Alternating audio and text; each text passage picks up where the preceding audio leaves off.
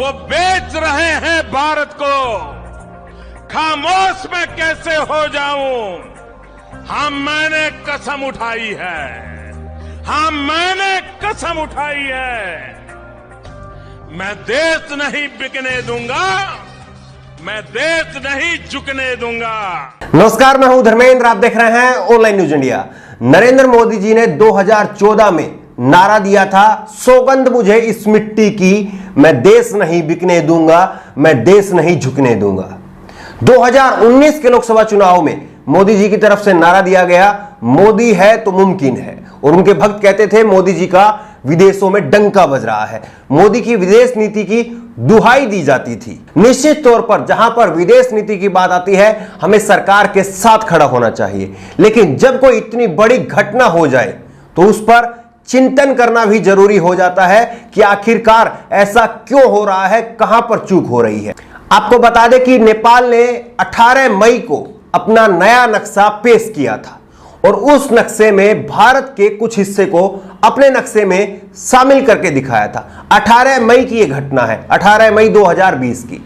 लेकिन आज 13 जून 2020 को नेपाल की संसद में इसे पारित कर दिया गया है और इस संशोधन को नेपाल की संसद ने मंजूरी दे दी है। नेपाल की संसद ने भारत के हिस्से काला पानी, लिपुलेख और लिम्पियाधुरा को अपने नक्शे में शामिल करके दिखाया है। नेपाल की संसद ने इस नक्शे को मंजूरी दे दी है और सबसे बड़ी बात यह है कि वहां पर सर्वसम्मति से इसको पास किया गया है, एक भी वोट उसके विरोध में नहीं पड़ा है।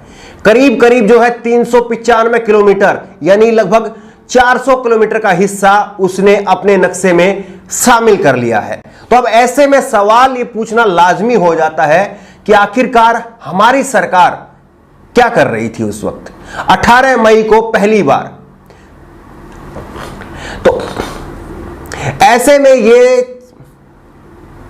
ऐसे में सवाल पूछना लाजमी हो जाता है। ऐसे में यह सवाल पूछना लाजमी हो जाता है कि आखिरकार मोदी सरकार कर क्या रही है, क्योंकि 18 मई को पहली बार नेपाल ने यह नक्शा सामने रखा था, यह पेश किया था। उसके बाद में 18 मई से आज 13 जून को उसने ये नक्शा पास कर दिया है, संसद में पास कर दिया है। ये वही नेपाल है जहां पर कभी कंकर भी नहीं उछाला गया था भारत की तरफ। नेपाल को भारत ने बड़े लाड प्यार से पाला है, एक तरह से छोटे भाई की तरह से नेपाल को भारत ने पाला है। लेकिन आज नेपाल न केवल हमें आंखें दिखा रहा है, बल्कि नेपाल की तरफ से हमारे ऊपर अंधाधुंध फायरिंग की जा रही है। और उससे भी बड़ी आज बात हुई है, उससे भी बड़ी बात यह हुई है कि नेपाल ने हमारे हिस्से को करीब करीब जो है 400 किलोमीटर के हिस्से को अपने नक्शे में शामिल कर लिया है। तो ऐसे में सवाल पूछना यह जरूरी हो जाता है कि मोदी सरकार जो कहती थी मोदी है कि मुमकिन है, मैं देश नहीं बिकने दूंगा, मैं देश नहीं झुकने दूंगा, तो ऐसे में मोदी सरकार 18 मई से लेकर के अब तक कोई रास्ता क्यों नहीं निकाल पाई? नेपाल के साथ में कोई बातचीत जो है वो आखिरकार सिरे क्यों नहीं चढ़ पाई? कहां पर हमारी कमी रह रही है? क्योंकि नेपाल के साथ में जो हमारा रिश्ता है वो बेहद अटूट रिश्ता है। नेपाल के साथ में हमारा आध्यात्मिक रिश्ता है, हमारा सांस्कृतिक रिश्ता है, नेपाल के साथ में हमारा धार्मिक रिश्ता है और कूटनीतिक लिहाज से भी नेपाल का हमारे साथ में होना बेहद जरूरी है। नेपाल के रास्ते ही चीन भारत में घुसने की फिराक में रहता है, इसलिए कूटनीतिक लिहाज से भी यह बेहद जरूरी हो जाता है कि हम नेपाल को अपने साथ में रखें। और इसीलिए हमारी जो पहले की सरकारें रहीं उन्होंने नेपाल के साथ में बहुत अच्छे संबंध बनाए।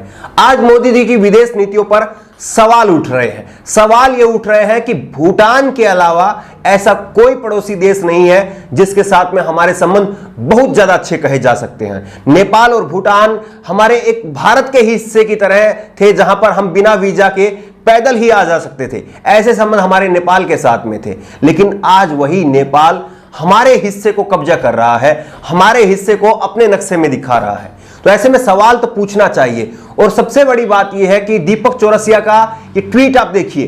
दीपक चौरसिया ने ये ट्वीट किया था 27 मई को और इसमें लिखा कि भारत की कूटनीतिक जीत, चीन के दबाव में आकर के नेपाल ने जो हिस्सा भारत का हिस्सा अपने नक्शे में दिखाया था उसको वापस ले लिया है।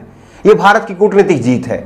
यह 27 मई को दीपक चौरसिया ने कहा। लेकिन आज देखिए आप हालात क्या है, सच्चाई जो है वो आज सबके सामने आ गई है। 18 मई को मैंने पहले ही बताया कि 18 मई को पहली बार ये नक्शा नेपाल की तरफ से पेश किया गया था और आज 13 जून को इसको पास कर दिया। यानी कि इस बीच में बातचीत करके कोई ना कोई नेपाल के साथ में जो है कोई सलाह मशवरा करके इस मामले को सुलझाया जा सकता था, लेकिन कहां पर ऐसी चूक रही, क्यों हम जो है वो नेपाल को समझा नहीं पाए। छोटे भाई की तरह से नेपाल हमारे साथ में हमेशा से संबंध रहा है नेपाल का, तो आखिरकार ऐसी चूक कहां पर रही। दूसरी बात दीपक चौरसिया का मैंने इसलिए जिक्र किया क्योंकि आज जब ये इतनी बड़ी घटना हुई है उस वक्त में आज ये जो राष्ट्रवादी पत्रकार अपने आप को कहते हैं तमाम लोग, मैंने सभी के ट्विटर प्रोफाइल जो है वो चेक किए हैं, दीपक चौरसिया, सुधीर चौधरी, अंजना ओम कश्यप, अमीश देवगन, इन तमाम के ट्विटर हैंडल मैंने चेक किए।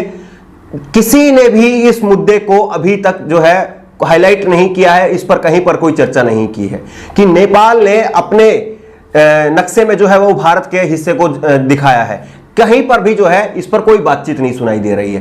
तो क्या ये राष्ट्रवादी पत्रकार सिर्फ नाम भर के हैं, या राष्ट्र पर कोई मुसीबत आए या राष्ट्र पर कहीं पर कोई सवाल उठे तब भी जो है वो हमारी जिम्मेदारी बनती है कि हम सच दिखाएं और सरकार से सवाल पूछें कि आखिरकार कहां पर चूक हो रही है। क्योंकि ये सरकार का मसला नहीं है, ये देश का मसला है।